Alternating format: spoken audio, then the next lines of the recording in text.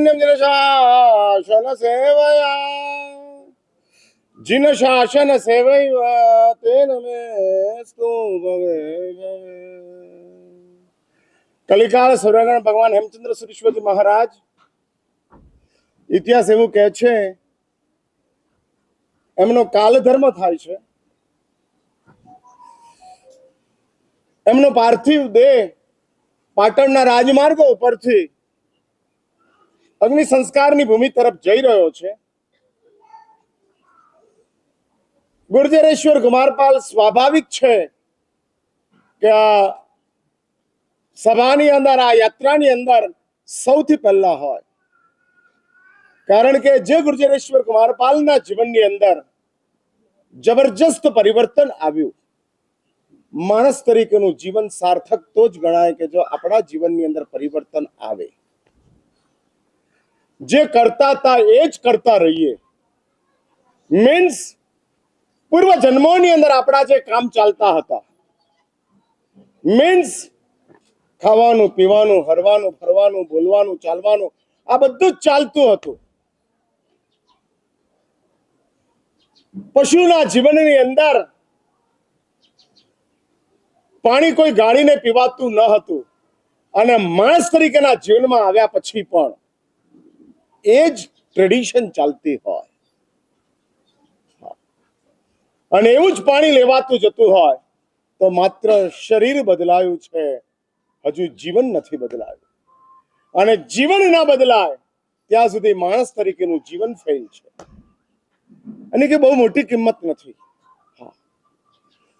હા, કોઈ મોટી કિંમત નથી. પરચુરણને તમે મોટી નોટ બનાવી દો, એનાથી કઈ નોટની કિંમત વધતી નથી.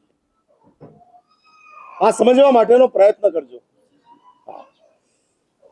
50 રૂપિયાનું પરચુરણ હતું, અને 50 રૂપિયાના પરચુરણને તમે નોટની અંદર ટ્રાન્સફર કરી નાખ્યું, એટલે 50 નું વજન ઓછું થયું, એક નોટની અંદર એ આવી ગયું. પણ કિંમત 50 નું પરચુરણ ગણો કે 50 ની નોટ ગણો, માર્કેટમાં સેમ છે. એ જ રીતે પશુઓના જીવનની અંદર આપણો આત્મા પરચુરણ જેવો હતો, વજનદાર હતો, જેને બહુ જલ્દી નોંધ લેવાતી ન હતી. એવો એક મૂલ્યહીન પરચુરણની જેમ આ આત્મા ચાલતો હતો. પરંતુ માણસ તરીકેના જીવનમાં આવ્યા એટલે પરચુરણ ટ્રાન્સફર ઇન નોટ બન્યું. એનાથી વિશેષ કોઈ વિકાસ નથી. હવે જો નોટની તમારે વેલ્યુએબલ બનાવવી હોય, હા, નોટનું મૂલ્ય વધારવું હોય, તો નોટને ક્યાંક ઇન્વેસ્ટ કરવી પડે. ઇન્વેસ્ટ એટલે સમજ્યા ને તમે? જ્યાં આગળ રિટર્ન વધારે હોય એનું નામ ઇન્વેસ્ટમેન્ટ છે. જ્યાં આગળ રિટર્ન કશું જ ના હોય એનું નામ એક્સપેન્સ છે. એટલે નોટને વેલ્યુએબલ બનાવવી હોય તો ઇન્વેસ્ટ કરવું પડે છે. આજે સવારે છાપામાં જોયું, ઓલ ટાઈમ હાઈ સોનું પહોંચી ગયું છે. All time high. ચાંદી 1 લાખ પાર કરી ચૂકી છે. જેણે 5 વર્ષ પહેલા, 10 વર્ષ પહેલા સોનાની અંદર ઇન્વેસ્ટમેન્ટ કર્યું હશે, અને સમજો કે 10,000 નું, 20,000 નું, 25,000 નું સોનું જેણે લઈ લીધું હશે, એ લોકો આજે 5 આંગળીઓ ઘીની અંદર છે. કેમ? નોટને મોટી બનાવી દીધી. સેમ વે આ એક્ઝામ્પલ હું એટલા માટે આપું છું, તમારા મગજમાં જલ્દી સોનું પૈસા બેસે છે, બાકી જલ્દી અમારા ધર્મની વાતો જલ્દી બેસતી નથી. હું સામાયિકના મૂલ્યથી કે નૌકારના મૂલ્યથી આ જીવનની વાત કરું તો જલ્દી આમાં ઉતરે એવું નથી. આ બધા મશીનો બહુ જૂના છે. હા, એટલે 487 નું કમ્પ્યુટર લઈને બેઠા છો, અને હું પેન્ટિયમ 7 ની વાત કરું, એ ચાલે એવું નથી. માટે હું આ જ દ્રષ્ટાંતો એટલા માટે આપું છું કે થોડું મગજમાં ઉતરે. પણ જો માણસ તરીકેના જીવનને આપણે મૂલ્યવાન બનાવવું હોય તો શાસ્ત્રો કહે છે, શરીર છે માટે ખાવું તો પડશે, પણ એ ખાવાની અંદર ક્યાંક ક્યાંક તમારે વિચારો અને આજુબાજુ રાખી અને ખાવાની બાબતની અંદર થોડા ઇન્વેસ્ટ કરો. બધું જ ખાવું એક્સપેન્સ છે, થોડું છોડવું ઇન્વેસ્ટ છે. અને આવી એક ભૂમિકા માણસ તરીકેના જીવનની ગુર્જરેશ્વર કુમારપાલને સમજાય. કારણ કે હેમચંદ્ર શ્રીશ્વરજી મહારાજ કુમારપાલને પ્રાપ્ત થયા હતા. એક વાત સમજી રાખજો, પ્રભુ મળી જાય છે, ગુરુ શોધવા પડે છે. હા, ગુરુ શોધવા પડે છે, ગુરુ મળતા નથી. પણ સુદામડાનું નસીબ છે કે ગુરુ શોધવા પડતા નથી, મળી જાય છે. હા હા, મળી જાય છે. એટલે તો તમે અપાસરો બનાવ્યો. જો ગુરુ શોધવા પડતા હોત તો તમે અપાસરો ન બનાવત. ભારતમાં એવા ઘણા બધા ગામો છે કે જ્યાં આગળ ગુરુઓ જતા જ નથી. નસીબ છે ગુજરાતનું. એમાં વધુ નસીબ છે ગિરનાર અને ગિરિરાજની આસપાસમાં રહેલા આવા નાનકડા નાનકડા ગામોનું કે ન બોલાવો તોય સામેથી ગુરુ મહારાજ પધારે છે. મંદિરના ભગવાન લેન્ડલાઇન છે, રોડ ઉપરના ભગવાન મોબાઈલ છે. એટલે લેન્ડલાઇન ફોન, મંદિરમાં જાઓ ત્યારે જે કામમાં આવે તે ભગવાન છે. મંદિરમાં ન જાઓ અને દુકાન ઉપર બેઠા હો અને અમે નીકળી પડીએ, હા, અને રોડ ઉપરથી અમે જઈએ, કોઈ કલ્પના ન હતી, અને ત્યાં તમારી નજર કોઈ મહાત્મા ઉપર પડે અને તમે બે હાથ જોડી દો, શાસ્ત્રો કહે છે પુણ્ય પ્રાપ્ત થઈ ગયું. એટલે ગુરુ એ મોબાઈલ પુણ્યનું રિચાર્જિંગ છે. મોબાઈલ ગુરુ આવતા જાય છે, પુણ્ય આપતા જાય છે. અને એ ગુર્જરેશ્વર કુમારપાલ કે જે ગુર્જરેશ્વર કુમારપાલ ગુરુની અનુપસ્થિતિ થઈ છે, ચોધાર આંસુએ રડે છે. અને ત્યારે કોક એને પૂછે છે કે રાજન, ગુરુ મહારાજ તો જવાના જ હતા, એમાં આટલું બધું રડવાનું શું? અને તત્વજ્ઞાનને સમજનારા માણસો મૃત્યુને અકસ્માત નથી સમજતા, મૃત્યુને આવશ્યક સમજે છે. અકસ્માત નહીં, આવશ્યક. આવતીકાલ સવાર પડે એ જેમ આવશ્યક છે, એમ આવતીકાલે આપણે ન હોઈએ એ આવશ્યક છે. એટલે આવતીકાલ સવાર પડશે, 17 માર્ચ એની સવાર પડશે એ જેમ આવશ્યક છે, એઝ પર શેડ્યુલ છે. આ 17 ને બદલે 18 પડી જાય આવતીકાલે તો વિચારવું પડે કે 17 ક્યાં ગાયબ થઈ ગઈ, 18 ક્યાંથી આવી ગઈ. એટલે એવું બનતું નથી. માટે જ આવતીકાલે 17 થવું એ જેમ આવશ્યક છે, એ જ રીતે આવતીકાલે આપણું ન હોવું એ અકસ્માત નથી, એ પણ આવશ્યક છે. હા, બની શકે છે, સંભવિત છે. અને માટે જ કુમારપાલને કહે છે રાજન, ગુરુદેવ તો જવાના જ હતા, એમાં આટલા રડવાનું શું, આવો આઘાત કેમ? અને ત્યારે કુમારપાલ બહુ માર્મિક જવાબ આપે છે.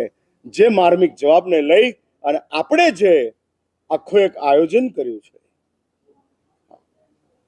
રમણીય ઉપાશ્રયનું સર્જન કર્યું. શા માટે? ભલે તમે તમારા માટે ધર્મશાળાની 4 રૂમો ઉપર બનાવી દીધી, અમારી ટેરેસનો તમે ઉપયોગ કરી લીધો. હા, અપાસરો નીચેનો અમારો અને ઉપરની ટેરેસ તમારી, એવો તમે ઉપયોગ કરી લીધો. 2 in 1. હવે તો ઓલ ઇન વન. હા, ઓલ ઇન વન, બધું જ અંદર આવી જાય, કશું જ રાખવું ના પડે. હા, બધું જ મળી જાય. એ રીતે તમે ઉપાશ્રયનું તૈયાર કરી નાખ્યું. એમ કે અમે માત્ર મહારાજનો જ વિચાર કરીએ તો અમારું શું? એટલે ઉમંગભાઈ, મેહુલભાઈ, ભરતભાઈ, દીપકભાઈ ને ધર્મેશભાઈ, આ બધાએ વિચાર કર્યો ગામ અમારું છે, પણ ઘર તો અમારું છે જ નહીં. મહારાજનું ઘર નથી તો એને માટે ઉપાસરો, તો અમારું ઘર નથી એને માટે શું? એટલે હમણાં ઉપર 4 રૂમો કરી નાખી. હા, કોને? જુઠ્ઠી વાત છે. નિલેશભાઈ હોશિયારી મારે છે. વધારે ધર્મી છે ને એટલે કહે છે. અને ઉપાસરે હકીકતમાં એ છે કે તમારે નિર્દોષ થઈ ગયું અમારા માટે. તમે આમ ગામમાં ફોન કરવા જાઓ કે ધર્મશાળા બનાવી છે સુદામડામાં, પૈસા આપો. ગામમાં જાઓ કે ઉપાસના અમારો ધર્મશાળા બનાવી છે, અને પછી પેલા દાતાઓ પૂછે કે ભાઈ સુદામણામાં શા માટે ધર્મશાળા, કોઈ તીરથ બીરથ થોડું છે, મંદિરને 100 વર્ષ થઈ ગયા છે. એવા તો ઘણા ગામ છે કે જ્યાં આગળ 100 વર્ષના મંદિર છે. બધા ગામોમાં કઈ ધર્મશાળા છે નહીં. તમારે શું કરવી છે? અને પછી તમારે કહેવાનું અમે ગામના છીએ પણ અમારું ઘર નથી એટલા માટે ધર્મશાળા બનાવી છે. પછી ત્યાં સામેથી શું જવાબ આવે છે કહેજો મને. એટલે ઉપાશ્રય નામ આપો છો, અને અનેક પુણ્યવાન દાતાઓ, ઉદાર ચરિત લોકો ગુરુ મહારાજને માટે. અને શાસ્ત્ર કહે છે કે સાધુને ભોજનનું દાન કરવા કરતા વસ્તીનું દાન કરવામાં વધુ પુણ્ય છે. કારણ કે સાધુ ભોજન તો એક જ વખત લેતા હોય છે. જે મૂળ પરંપરાની મહાત્માઓ, જે મુનિ જીવનનો આચાર લઈને બેઠા છે, ઉત્તમ ચારિત્ર જીવન જીવી રહ્યા છે, એવા મહાત્માઓ એક જ ટાઈમનું ભોજન લેતા હોય છે. અને ભોજનના દાન કરતા વસ્તીનું દાન વધુ મહત્વનું છે, વધુ મૂલ્યવાન છે, વધુ પુણ્યને પેદા કરે છે. અને એટલા જ માટે આ વસ્તીનું દાન, ઉપાશ્રય એટલે મહાત્માઓને માટે આપણે ઊભી કરેલી એક વ્યવસ્થા છે. અને તે વ્યવસ્થા જેનું નિર્માણ કરવામાં આવેલું છે, જેના કેન્દ્રની અંદર મહાત્માઓ છે. ગુજરેશ્વર કુમારપાલ સવાલ કરનારને અને સમજાવનારને કહે છે કે દોસ્ત, ગુરુ ગયા એનો અફસોસ નથી, જાણતો જ હતો ગુરુ જવાના છે. આ ખબર જ હતી. અમારો સંબંધ ગુરુ શિષ્યનો શરીરના દ્વારા નથી, અંતરાત્માના દ્વારા છે. અને આ સંબંધ શાશ્વત સંબંધ છે. અને આવો શાશ્વત સંબંધ જ્યારે આપણી પાસે છે, ત્યારે ગુરુ ગયા એની કોઈ વેદના મને નથી. પણ એક ચીજ મને બહુ ડંખ્યા કરે છે, બહુ પીડા આપે છે. અને પછી કુમારપાલ કહે છે, दोस्त क्या समझाओ, ये गुरु जब मुझे मिले तब मैं राजा बन गया था, और राजा बन जाने की वजह से इस गुरु का पैर धोने के लिए मेरा पानी भी उपयोग में नहीं आया, उसकी पीड़ा है.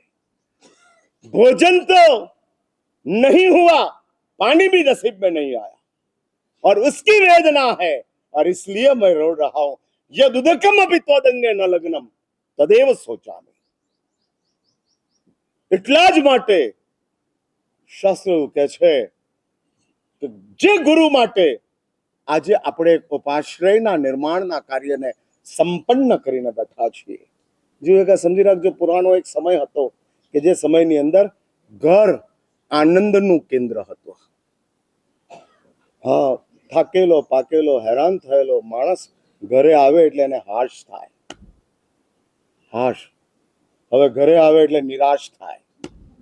પહેલા હાશ થાય, હવે નિરાશ થાય કે ક્યાં પાછું આવવું પડ્યું, આ 9 કેમ જલ્દી વાગી ગયા. બરાબર ને લાલા? હા, 9 કેમ વાગી ગયા. આના કરતા ફેક્ટરીમાં શું ખોટા હતા, ફાફડા બનાવે રાખતા હતા. હા, અહીંયા આગળ ફટાકડા ફૂટે છે, ત્યાં ફાફડા બને છે. હા, એવી હાલત છે. એટલે ઘર ફટાકડા ફૂટતા જાય છે. માટે પણ એક સમય હતો કે ઘરની અંદર આનંદનું કેન્દ્ર હતા, અને આનંદ મળતો જતો હતો. માટે જ અમારે તેમ કહેવાય કે ધરતીનો છેડો. હા, ધરતીનો છેડો શું? તો કે ઘર. ઘરે આવે બધી જ નિરાંત થઈ જાય, શાંતિ થઈ જાય. ઓ ભાઈ, 5 મિનિટ માટે બેસી જાઓ બધા, મારી વાત પૂરી થઈ જાવ, ચલો બેસી જાઓ. એક તો માંડ તમને શાંત કર્યા છે, વળી પાછા તમે ધંધે લાગો છો. એટલે હું એ કહું છું, જે ભૂમિકા છે તે ભૂમિકાને લઈ અને આપણે તો એમ કહેવાતું હતું કે ઘર આનંદનું કેન્દ્ર છે. માણસ શાંત થઈ જતો હતો, પ્રસન્ન થઈ જતો હતો. અને મંદિર આસ્થાનું કેન્દ્ર છે. ઘર આનંદનું કેન્દ્ર, મંદિર આસ્થાનું કેન્દ્ર. હા, જ્યારે આપણી આત્મશ્રદ્ધા, જ્યારે આપણામાં શ્રદ્ધા જાગૃત થાય ત્યારે મંદિર આસ્થા આપવાનું કામ કરે છે. પરમાત્મા પ્રત્યેની આસ્થા બધી જ છોડાવી દેવા માટે તૈયાર છે.